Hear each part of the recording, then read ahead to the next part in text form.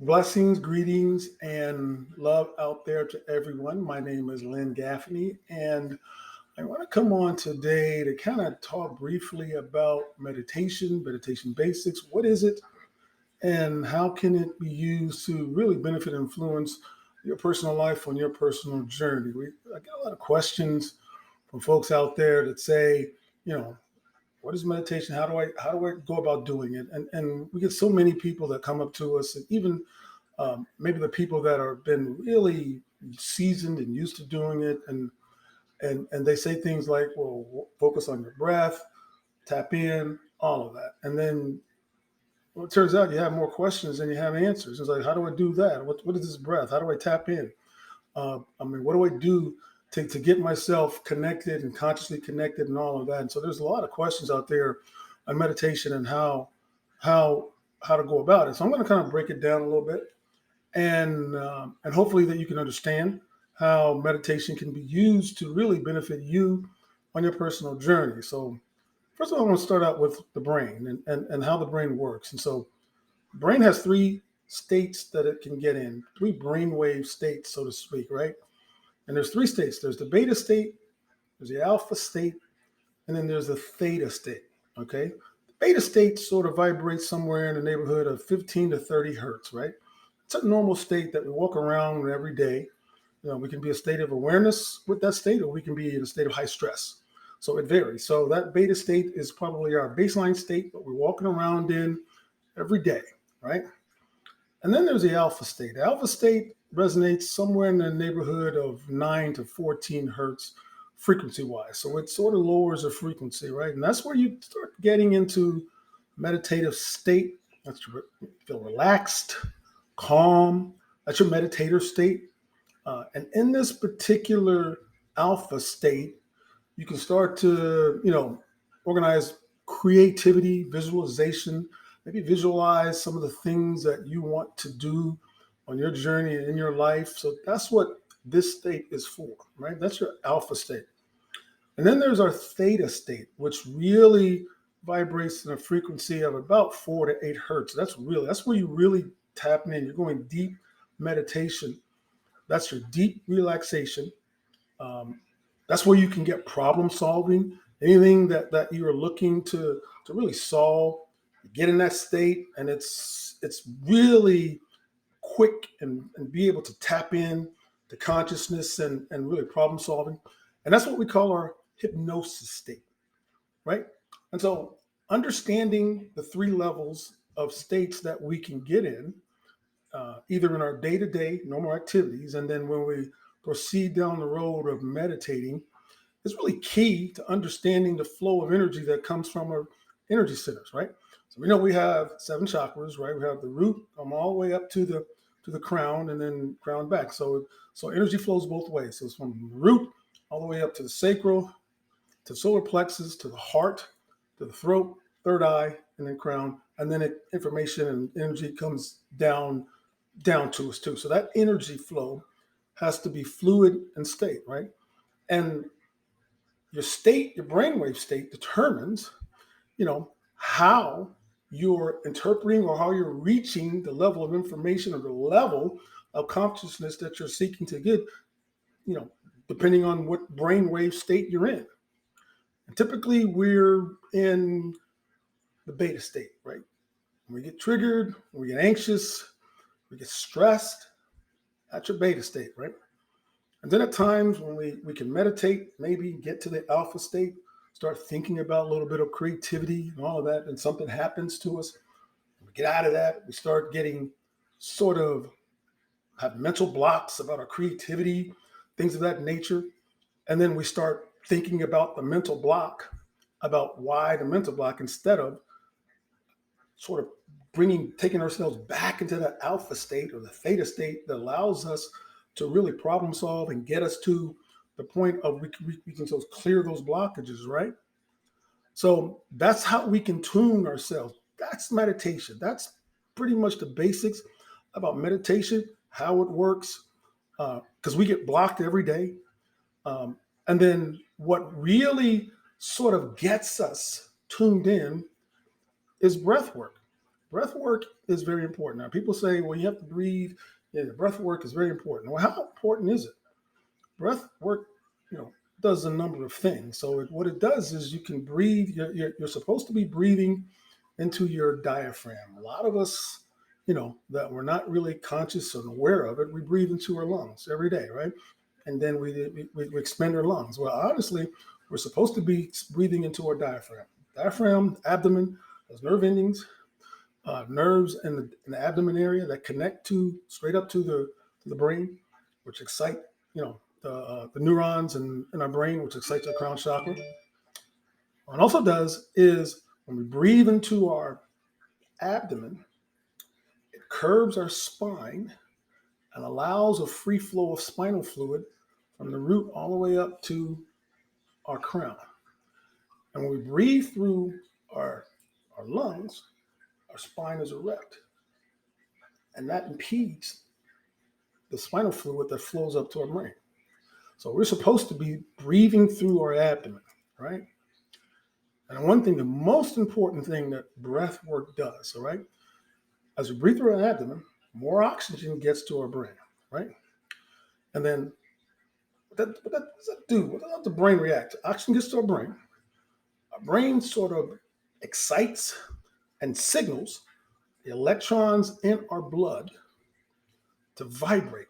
So as that oxygen gets to our brain through our breath work, electrons in our blood start exciting and vibrating. Frequency do you think they vibrate at when you do that? It vibrates at the frequency of your higher self, of your soul, of the soul that's inhabiting this avatar body.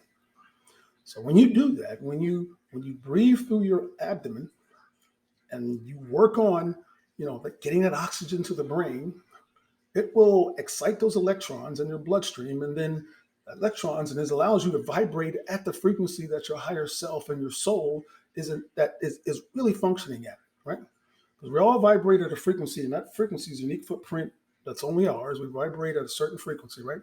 And so doing that allows you to be vibrating at that state, right? And so what happens is we can start to tap in more.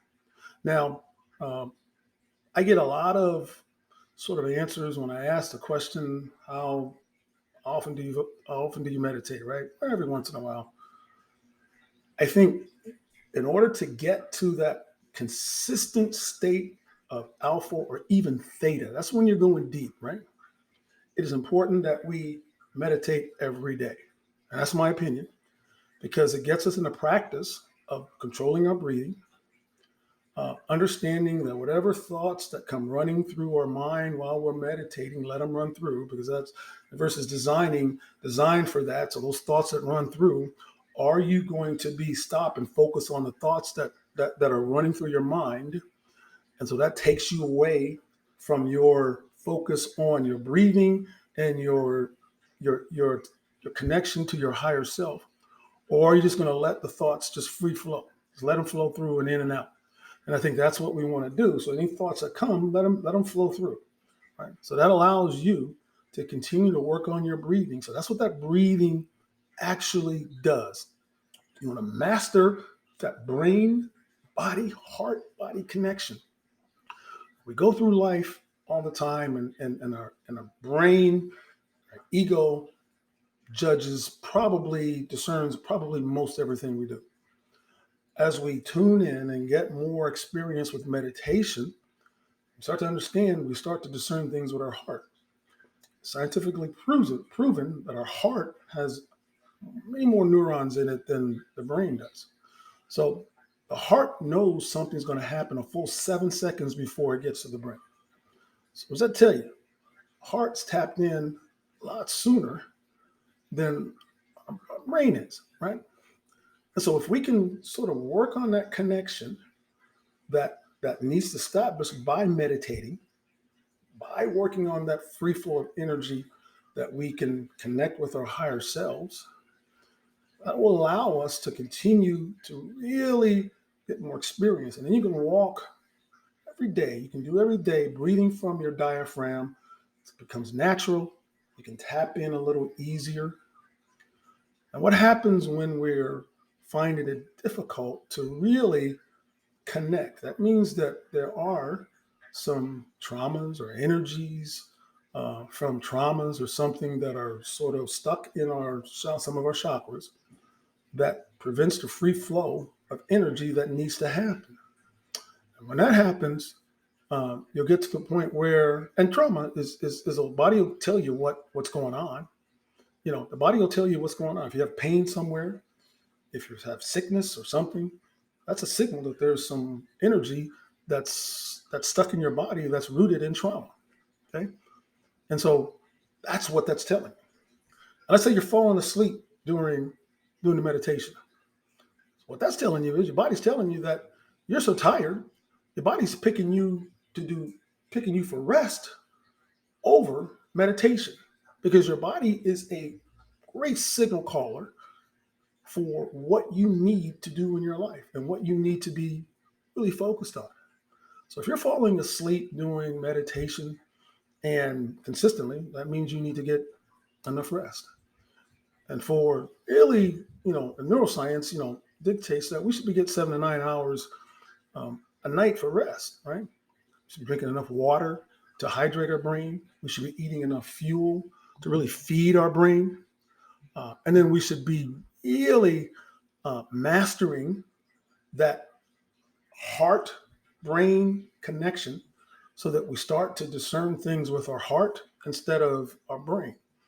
And so that keeps us out of that first initial brainwave state, that beta state that we get aggressive, we get stressed, we get all of that.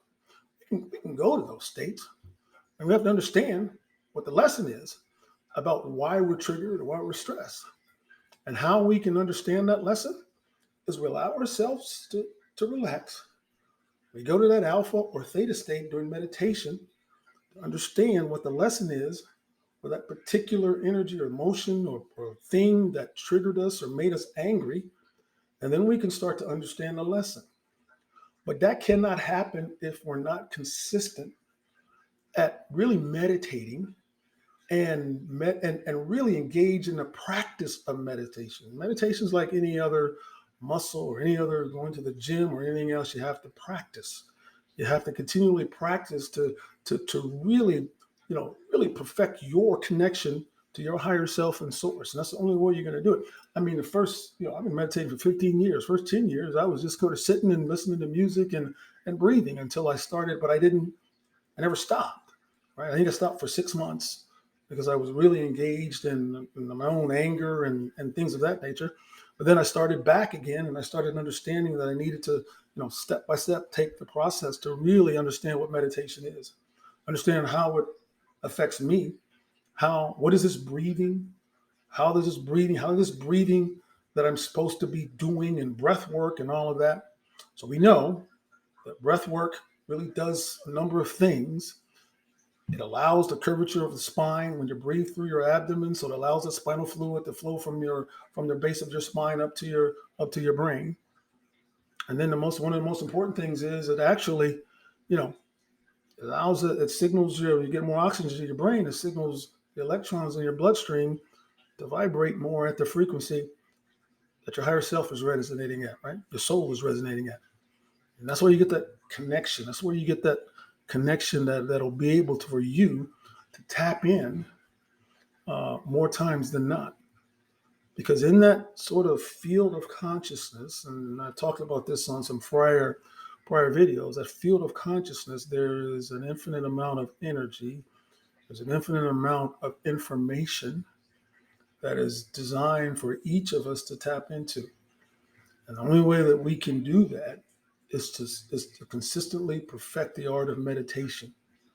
And then you're going to get, if you do that, if you practice, you do anything for 21 days straight, it's really scientific neuroscience says that you do something for 21 days straight, you'll begin to make it a habit. And then after that, it'll just become second nature for you to do it.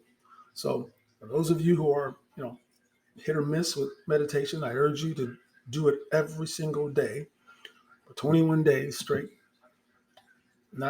Nothing else get in the way of that. Nothing else is more important No one in your life is more important than your active engagement into bettering yourself. So don't get misunderstood that something or someone else is more important or something is more important.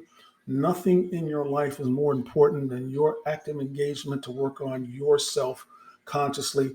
And to do that, you have to carve out a time in your day where meditation is going to be a practice for you to get better, right?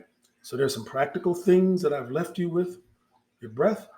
Understand what your states of consciousness are, right? Understand that there's a beta state, which we're walking around every day.